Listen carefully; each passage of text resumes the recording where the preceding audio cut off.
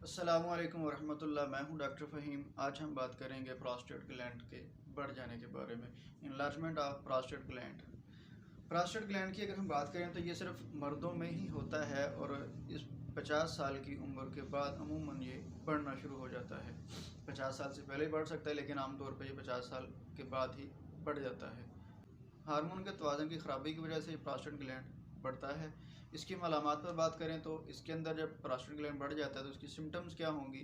पेशाब बार बार आएगा, कतरा कतरा टपकता रहेगा, पेशाब करने के बाद भी पेशाब की हरकत रहेगी, थोड़ा सा पेशाब बाकी रह गया है, इस तरह की एहसास तकलीफ होती रहेगी।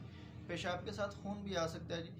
नामर्दी की शिकायत हो सकती है, बंदा नामर्द हो जाता है। उसके साथ पेशाब दिक्कत के साथ आता है। अगर केस बिगड़ जाए तो प्रोस्टेट ग्लैंड का कैंसर भी हो सकता है। गुर्दों के जो काम हैं वो सुस्त हो जाते हैं, गुर्दों के अफ़आल जो सुस्त ख़राब हो जाते हैं। अब हम बात करते हैं इसके बारे में कि इसका इलाज कैसे किया जाए। प्रोस्टेट ग्लैंड जो है जी, इसका अद्वियात से ठीक ना हो तो सर्जरी करानी ज़रूरी होती है। डॉक्टर का फ़र्ज़ बनता है कि वो मरीज़ को सही सिमत में लेकर जाए। अगर उसकी मेडिसन सिक्योर हो सकता है तो ठीक है, अगर मेडिसन सिक्योर नहीं हो सकता तो डॉक्टर को चाहिए कि उसको सर्जरी की तरफ रेफ़र कर दे। अब हमारे पास होम्योपैथी में इसका बेहतरीन इलाज है। अब हम बात करते हैं मेडिसिन की। मेडिसिन के हवाले से होम्योपैथी में बुढ़ापे में जो मर्ज़ आने वाले हैं उसके अंदर ब्राइटा कार्ब हमारे पास मेडिसिन बड़ी कमाल की मेडिसिन है। बुढ़ापे में अक्सर बीमारी में काम आती है। अगर बुढ़ापों में प्रोस्टेट ग्लैंड में अर्दम बढ़ जाता है तो उसके अंदर ये मेडिसिन दी जाती है। मरीज़ की जो सिम्टम है, इसकी वजह से पेशाब का बार बार आना है, उसकी हाजत होती है, मरीज़ जो है अपने आप को नमद महसूस करने लगता है। दूसरी मेडिसिन जो चेमाफिला है, ये हम क्यों में इस्तेमाल कर सकते हैं। पेशाब करने की हाजत होती है, पेशाब गदला बदबूदार होता है और उसके साथ खून का अखराज भी हो सकता है। इस दवा के मरीज़ की ख़ास अलामत ये है कि मरीज़ खड़ा होकर पेशाब कर सकता है। उसको खड़ा होना पड़ता है पेशाब करने के लिए और अपनी टांगें जो हैं वो खोलनी पड़ती हैं। इस दवा की ख़ास अलामत है। उसके बाद अगली मेडिसिन हमारे पास आ जाती है सेपल सोरोलाटा। प्रोस्टेट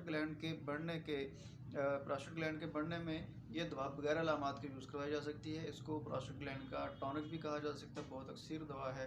उसके बाद मेडिसिन आ जाती है कोनियम। इस बीमारी के लिए बेहद ख़ास दवा है। अगर मरीज़ को साथ चक्कर भी आते हैं तो ये बहुत अच्छी दवा है, लेकिन अगर चक्कर नहीं आते तो फिर भी आप इसकी अलामात के मुताबिक इस दवा को इस्तेमाल करवा सकते हैं। लेकिन अगर मरीज़ को प्रोस्टेट ग्लैंड के हिस्से पर चोट लगने से ये आर्ज़ा हुआ है उसकी, तो उसके लिए हमारे पास आर्निक का मेडिसिन 200 में दी जा सकती है।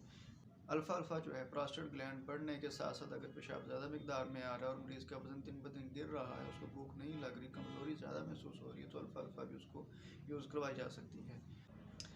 अच्छा, अब बात करेंगे इसकी ज़रूरी हदायत क्या हो सकती हैं। इसके अलावा अगर आपको किसी और तरह के सिम्टम है तो आप अपने किसी अच्छे होम्योपैथिक डॉक्टर से रब्ता करें। अब हम बात करते हैं इसकी ज़रूरी हदायत के बारे में। मरीज़ के गुर्दे में अगर पथरी ना हो तो इसको सलाद खाने की हदायत की जाए कि वो साथ अपनी जो रोज़ का उसका खाना है उसके साथ सलाद को ज़रूरी बनाए जिसमें टमाटर हों, क्योंकि टमाटर खाने से प्रोस्टेट ग्लैंड के कैंसर का ख़तरा जो है वो कम हो जाता है और ये इस वदूद की बीमारी में बहुत मुफीद सब्ज़ी शामिल हो सकती है।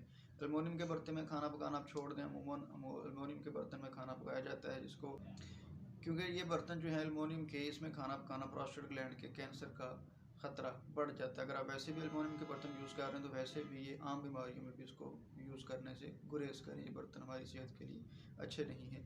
अगर आपको इनमें से किसी मेडिसिन की सिम्टम है या आप किसी मर्ज़ के शिकार हैं तो आप हमसे रब्ता कर सकते हैं। नंबर नीचे स्क्रीन पर भी आ जाएगा, डिस्क्रिप्शन में भी आ जाएगा। अल्लाह हाफ़िज़। मिलते हैं एक नई वीडियो के साथ। अल्लाह हाफ़िज़।